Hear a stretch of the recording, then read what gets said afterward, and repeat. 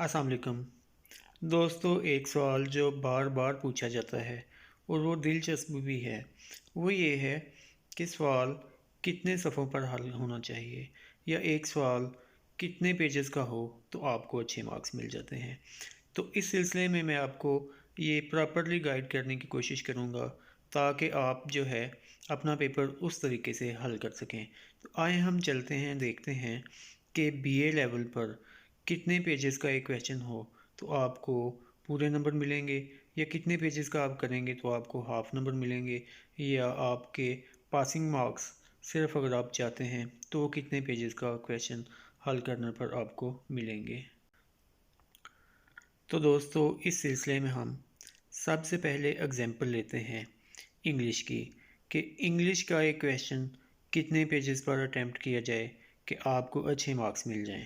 फ़र्ज़ करें कि आपका जो क्वेश्चन है वो 20 मार्क्स का है, तो अब आपने ये देखना है कि आपने इसको कैसे अटेम्प्ट करना है। तो जो एग्ज़ामिनर है, पेपर चेकर है, उसका एक आम सा और सादा सा असूल ये है कि वो इंशाइया तर्ज के पेपर में आम तौर पर एक शीट की एक साइड को 4 नंबर का कंसिडर करता है। यानी कि आपने अगर एक शीट की एक साइड लिख ली है तो आपने 4 नंबर का पेपर अटैम्प्ट कर लिया। 2 साइड्स लिख ली हैं तो आपने 8 नंबर का क्वेश्चन जो है अटैम्प्ट कर लिया। तो इसी तरह अगर आपने 5 साइड्स लिख ली हैं तो आपने 20 नंबर का क्वेश्चन जो है अटैम्प्ट कर लिया। इसमें आपने ये बात याद रखनी है कि आपकी राइटिंग की जो क्वालिटी है वो भी अच्छी होनी चाहिए। फ़र्ज़ करें कि आपने 6 साइड्स लिख ली हैं 5 की बजाय, लेकिन आपकी हर एक साइड पे 5-5, 6-6 गलतियां हैं, तो ज़ाहिरी बात है कि वो आपको फिर 4 में से 1 या 1.5 मार्क्स ही देगा। वो ये तो नहीं करेगा कि आपको 4 में से 3 मार्क्स दे दे, क्योंकि आपकी गलतियां बहुत ज़्यादा हैं। इसके अलावा ये भी नहीं हो सकता कि आप लाइन छोड़ कर लिखें तो फिर भी आपको मार्क्स मिल जाएं।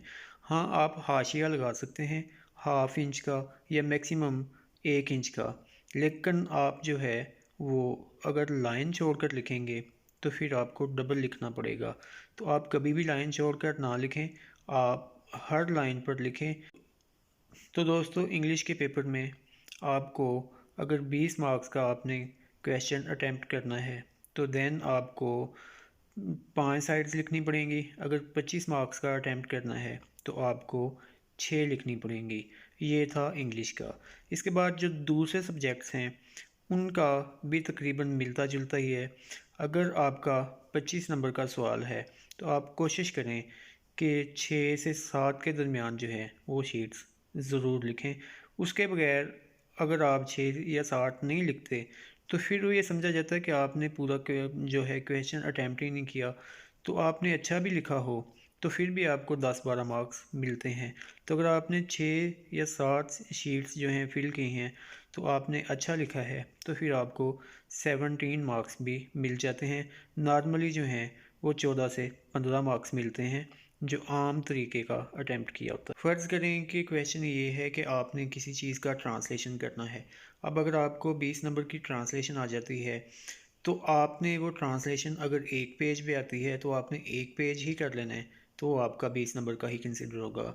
अगर आपकी वो 1.5 पेज पे आती है या 2 पे आती है तो आपने उन 1.5 या 2 पेजेस पर ही उसको कर लेना है, तो वो आपका कंसिडर हो जाएगा।